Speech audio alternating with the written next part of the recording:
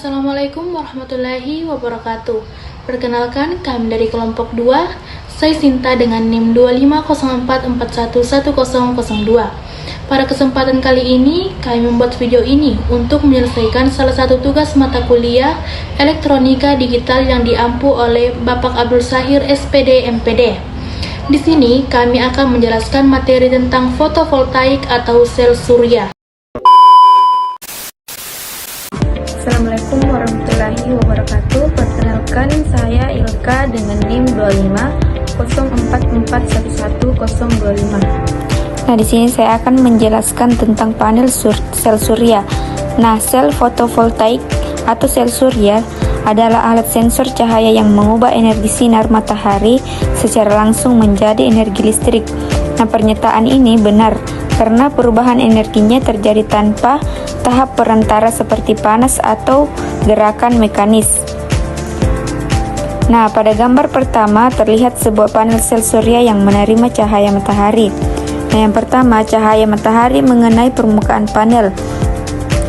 Panel surya tersusun dari banyak sel surya kecil. Sel surya menyerap energi cahaya matahari dan mengubahnya menjadi energi listrik. Fungsinya menghasilkan listrik dari sinar matahari. Nah, selanjutnya di sini ada arus listrik pada sel surya. Arus listrik pada sel surya terjadi ketika cahaya matahari atau foton mengenai permukaan sel surya. Energi dari foton akan membebaskan elektron di dalam bahan semikonduktor atau silikon. Nah, cara kerja arus listrik: cahaya matahari mengenai sel surya, energi cahaya membebaskan elektron dari atom silikon.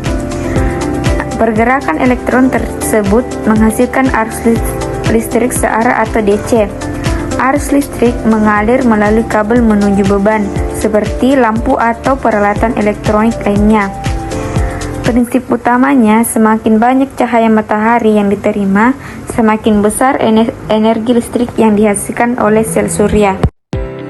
Perkenalkan, nama saya Tri Wijayanti dengan NIM 250444038. Kali ini saya akan menjelaskan materi mengenai bagian penyusun fotovoltaik yang memiliki beberapa lapisan. Yang pertama ada lapisan semikonduktor tipe P dan tipe N yang membentuk sambungan tempat aliran elektron terjadi. Kemudian ada kontak logam yang berfungsi untuk menyalurkan arus listrik keluar sel. Kemudian ada lapisan antipantul yang berfungsi agar lebih banyak cahaya yang diserap dan mengurangi pantulan cahaya. Kemudian yang terakhir ada lapisan pelindung yang berfungsi untuk melindungi dari cuaca dan kerusakan fisik.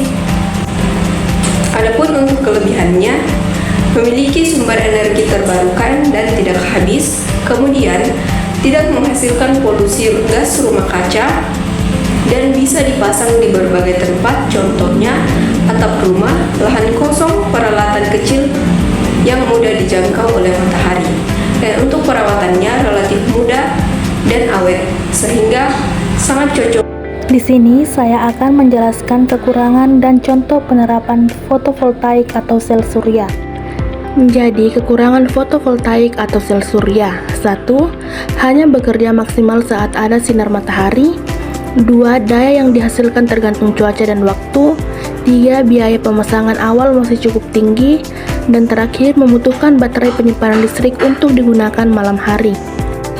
Contoh penerapan fotovoltaik atau sel surya: 1. Panel surya untuk pembangkit listrik rumah. 2. Penerangan jalan tenaga surya. 3. Pembangkit listrik skala kecil di daerah terpencil. 4. Pengisi daya ponsel, lampu, dan pompa air tenaga surya. Dan terakhir, pembangkit listrik tenaga surya skala besar di pembangkit listrik.